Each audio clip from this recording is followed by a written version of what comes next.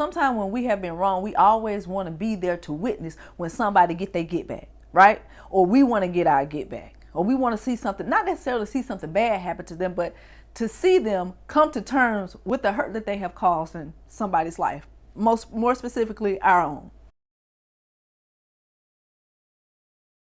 Here's the hard truth. You don't get to be present at someone's reckoning if it ever happens. And it's for you to focus on your own journey in your own life.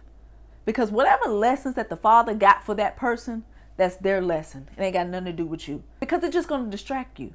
Because you're going to then put your focus on what are they doing? Do they feel bad? Do they miss me? It ain't about none of that.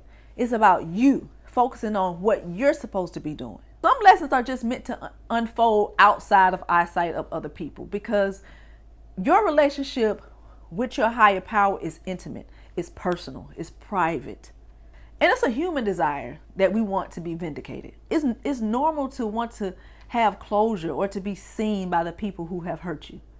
And to be honest, it's really not about pettiness. Sometimes the human aspect of wanting people to feel it is just about being validated. But healing happens in private. Transformation often happens in silence, in solitude, sometimes in isolation. Just like your growth wasn't for public consumption, neither will theirs be. The Heavenly Father deals with people in His timing, not yours. Let Him deal with how He's going to work it out in them. You don't know what somebody is dealing with. You don't know what demons they're wrestling with.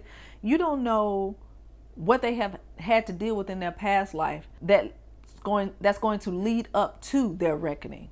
That's none of your business. You don't get a front row seat. You don't get a golden ticket. You no longer get to orbit their life to figure out and to wonder about how they're going to get their lesson. You just make sure you're getting yours. You're not meant to be there to judge. That's going to be a distraction, because you're going to be sitting there in judgment, wagging your finger saying, I told you so. And that's going to take you off your mission, your assignment.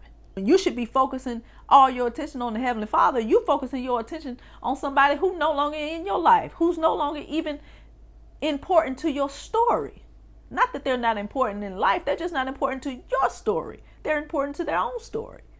So stop watching them. Watch the Father. If you believe in divine order, then believe that their lesson is coming, because it is. And it's not always going to be in a way of vengeance, I don't believe. I believe our lessons come through our patterns. Whatever you do consistently, you're going to get back. You sow seeds of hurt, you shall get hurt back. You sow seeds of love and compassion, you shall get that back as well. What we do sets the red carpet for our life. But it's not our job to deliver consequences to people, witness somebody's breakdown, or to validate the karma. We must focus on our own walk. This is what I ask myself. Would I trade the peace that I have now to be vindicated? Hell no. I worked too hard for this. I worked too hard to get to where I am just to have to prove that I was right about something. Who cares? I don't need to be seen. I'm seen by Yahweh. Trying to be seen, trying to be felt, get petty to win the breakup, that's ego talking. I don't want to live in ego. I don't want to exist in ego. I want to exist in purpose. I'm just trying to stay in my lane. We all should just stay in our lane. When you are no longer in the orbit of somebody's life, just know that you're not missing out on anything. You separated for a reason. You're not meant to monitor their journey, and they're not meant to monitor yours. Every time you choose peace over ego, the Heavenly Father is pleased. That's obedience, that's spiritual maturity, that's emotional intelligence, that's growth, that's healing.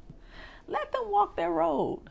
You got a path of blessings that you are going to encounter as long as you keep the straight and narrow, as long as you keep your eyes focused. When you on the road, you don't look left, right, or behind you. You stay focused on what is in front of you.